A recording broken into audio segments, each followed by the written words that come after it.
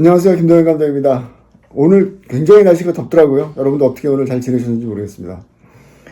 점점 이제 여름으로 가네요. 저희 이제 또 출장 취재를 가야 되는데, 목적지 중에 하나가 이제 하와이가 지금 포함되어 있거든요. 이승만 대통령이 한 20, 30년 동안 생활하셨던 곳인데, 그래서 그곳에 가급적이면 좀 덥지 않을 때 가려고 했는데, 지금 이제 날씨가 벌써 이렇게 더워지는 거 보면서 좀 마음이 좀 이렇게 분주해지고 있는 상황입니다. 어쨌든 뭐 저희 유튜브 채널 통해서 앞으로 계속해서 저희 영화 관련한 거, 이번에는 좀 영화 저희 이승만 대통령에 관한 영화는 조금 저희들이 과정들도 계속 이렇게 구독자분들께 좀 공유하면서 좀 진행을 좀 해볼까 해요. 그래서 조금 더 여러분들이 저희 영화에 대해서 지속적으로 좀 관심도 가지시고, 또 저희 영화 잘 모르시는 많은 분들에게도 좀 많이 좀 설명하고 이해를 시킬 수 있는 어떤 그런 좀 좋은 자료가 되지 않을까라는 측면에서 저희들이 그런 준비를 하고 있습니다.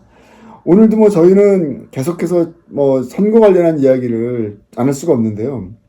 이 선관위가 지금 어제 사실은 제가 이제 라이브 방송 때도 좀 말씀을 드리려고 했는데, 이 선관위 문제 좀 심각합니다, 지금. 지금 뭐 중앙일보를 비롯해서 몇몇 뉴스 신문사에서 지금 계속해서 보도하고 있는 내용인데요. 한마디로 그러니까 북한의 해커들이 대한민국의 선관위를 사이버 공격했다는 얘기거든요. 근데 무려 하루에 120만 건의 공격을 갖다가 시도했다고 합니다. 근데 이거를 보면서 어떤 분들은 이게 가능한가? 뭐 그런 말씀 하시는 분들 계세요.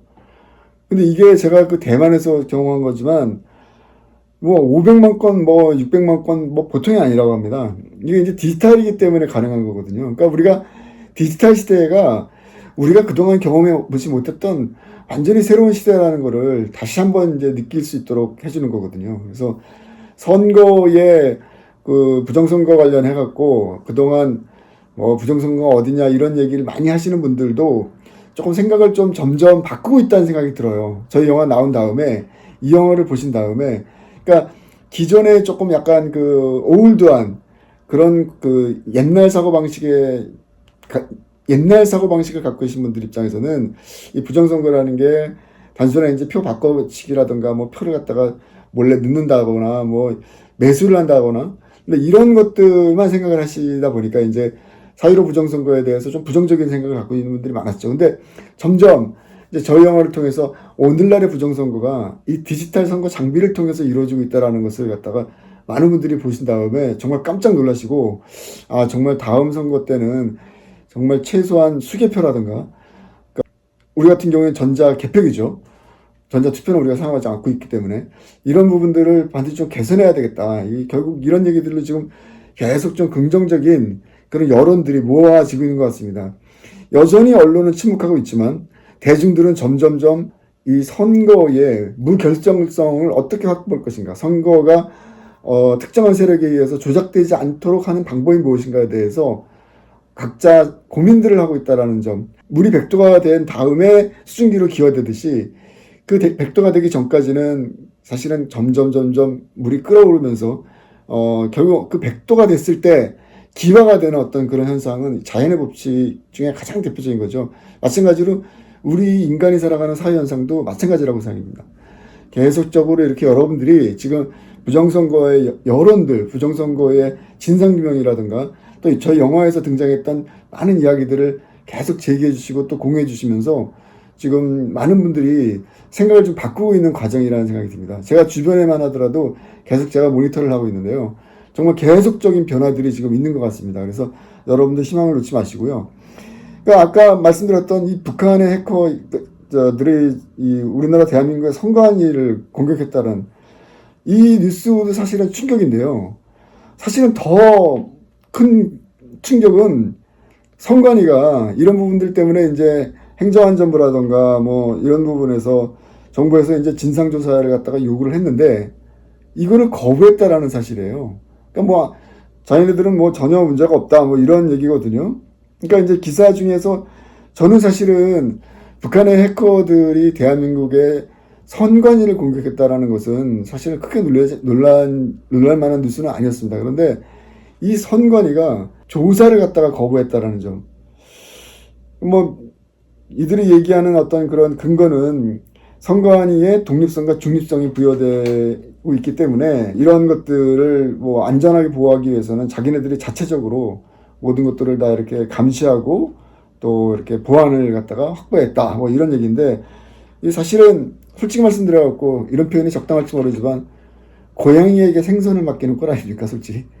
제가 봤을 때는 선거라는 것은 한번 잘못되면 사실은 그 공동체의 가장 치명적인 결과를 갖다 가져오거든요. 그로 인해서 치러야 되는 사회적 비용도 엄청나고요.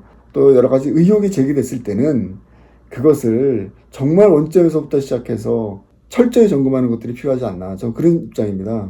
그래서 결국은 선거의 안전성을 위해서라도 선관위가 국정원과 또 행정안전부의 이 권고사항을 좀 받아들여서 속히 조속한 시일 내에 이 그 선거 자체에 북한의 해커들의 이 공격에 의해서 취약해질 수 있는 어떤 그런 부분들이 무엇인지를 다시 원점에서 한번 좀 재점검하기를 좀 간절히 바랍니다.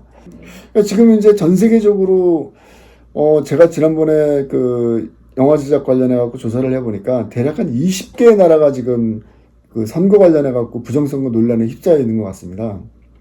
대부분 지금 공통점이 이 전자투개표기를 사용하고 있다는 점. 그게 이제 공통점이고요. 대부분의 나라들이 정치적으로나 경제적으로 좀 후진국으로 분류될 수 있는 나라들이 이 선거 부정에 굉장히 큰 논란거리의 지금 중심에 있다라는 점입니다. 이거 국격이 달려있는 문제이기 때문에 대한민국도 더 이상 이제 선거 관련해서 이런 그 논란들이 벌어지지 않도록 좀 엄정하게 관리가 되고 선거의 안전성을 좀 근본에서부터 확보할 수 있는 노력들이 좀 필요하다는 생각이 듭니다. 그리고 또 문제가 뭐냐면은 한국산 장비들, 그 K 보팅 시스템이라 그래갖고 그 우리나라가 한국에서 개발한 이 선거 장비들이 이들 나라에 들어가서 사실상 선거 부정선거에 영향을 미치고 있다라는 점. 그 몇 년 전에는 콩고인가요? 거기서 아프리카에서 몇몇 나라들에서 공식적으로 그 항의 방문단이 한국 그 선관위라던가 정부를 갖다가 방문할 정도로 사실상 우리가 제작하고 우리가 수출한 선거 관리 시스템이 문제가 있다는 점이 지금 계속 노출되고 있거든요. 어떻게 생각하면 좀 부끄러운 얘기입니다, 사실 어떻게 보면. 한류가 전 세계를 지배하고 있고 대한민국의 정치 경제의 위상이 정말 높아가고 있는 이 시점에 선거 장비가 몇몇 나라들에서 이렇게 선거 부정의 그 논란의 중심이 되고 그 도구로 활용됐다라는 이런 의혹들, 이런 것들에서 빨리 극복하기 위해서라도 선관위가 좀 더 공정하고 엄정하게 관리가 될 필요는 분명히 있다. 저는 그런 생각이 듭니다. 다음 선거를 위해서라도 국민들이 계속해서 이 부분에 대해서 좀 문제 제기를 좀 해야 될 부분이라는 생각이 듭니다. 지금 이제 저희들 영화평이 이제 뭐 평론가들이 좀 많이 영화평을 좀 써주셔야 되는데 거의 뭐 언론이 좀 침묵하고 있습니다. 그러다 보니까 오늘 재미난 그 소식 중에 하나가 SNS를 통해서 좀 받았는데요. 챗 GPT, 그러니까 인공지능이죠. 인공지능이 당신의 한 표가 영화다. 이 영화를 보고 영화평을 썼다고 합니다. 좀 재미난 이야기예요. 인공지능에게 이제 영화평을 맡기는 시대가 됐습니다.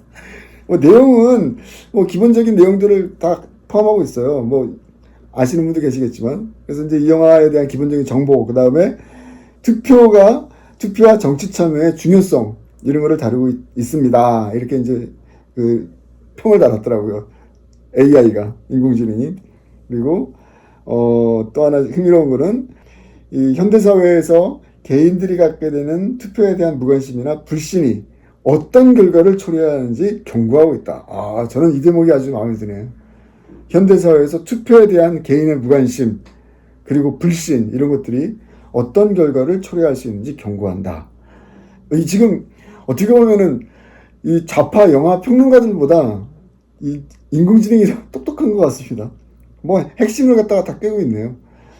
언제까지 사실은 이 영화에 대해서 침묵을 계속 유지하게 될지, 그것 또한 사실 여러분들 좀 흥미롭게 지켜보십시오. 굉장히 중요한 관전 포인트가 될 것 같습니다.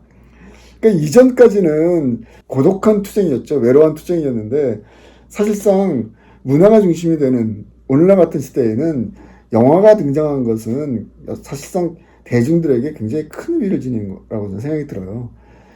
그렇기 때문에 좌파들이 계속해서 자신들의 우상을 생산하기 위해서 영화를 만들고 있지 않습니까? 여러분, 문재인 영화뿐만 아니라 문재인 대통령에 관한 영화뿐만 아니라 그건 이미 개봉을 했죠. 책방까지 내셨던데 지금 박원순 전 서울시장에 관한 다큐멘터리 영화가 또 준비가 되고 있다고 합니다. 정말 기가 막히죠. 어떻게 생각하면은 성추행 사건에 어쨌든 연루돼서 갑작스럽게 이제 자살을 선택한 인물 아닙니까? 그로 인해서 우리 사회가 얼마나 큰 충격에 빠졌습니까? 겉으로는 굉장히 도덕 성인군자처럼 보였던 분이 자기의 그 비서를 이렇게 성추행하고 오랫동안 그것도 이렇게 일종의 이제 여성으로서는 감내하기 힘든 어떤 그런 고통의 삶을 살게 만들었던, 이 어떻게 보면 사실은 이율배반적이고 전형적인 내로남불의 어떤 전형이라고 생각이 들거든요. 그런 인물을 통해서 우리가 뭘 배울 수 있을까요? 저는 정말 그런 것들을 통해서는 우리의 미래에 우리가 배울 수 있는, 또는 우리 자라나는 우리의 아이들을 위해서 정말 교육적인 내용은 될 수 없을 거라고 좀 생각이 듭니다. 물론 자신들 입장에서 봤을 때는 우상이 될지 모르겠지만 건강한 대한민국, 건전한 대한민국, 상식이 통하는 대한민국이라는 그 기준점으로 봤을 때는 정말 함량 미달인 거죠. 아, 정말 대단합니다. 끊임없이 만드네요. 예. 뭐 조국서부터 시작해갖고 문재인, 지금 박원순까지. 네, 브라보. 한번 끝까지 한번 가봅시다. 저도 열심히 해보겠습니다. 어쨌든 여러분 많이 응원해 주시고요. 대한민국의 건국의 역사, 사실을 왜곡하고 그 거짓말한 세력들 반드시 심판받아야 된다고 생각합니다. 저 역시 정말 책임감을 갖고 끝까지 포기하지 않고 건국의 역사, 건국 대통령 이승만 대통령에 관한 영화 올해 안에 어떤 일이 있어도 개봉시키도록 노력하도록 하겠습니다. 여러분 끝까지 응원해 주시기 바랍니다. 오늘도 시청해 주신 여러분 진심으로 감사드립니다.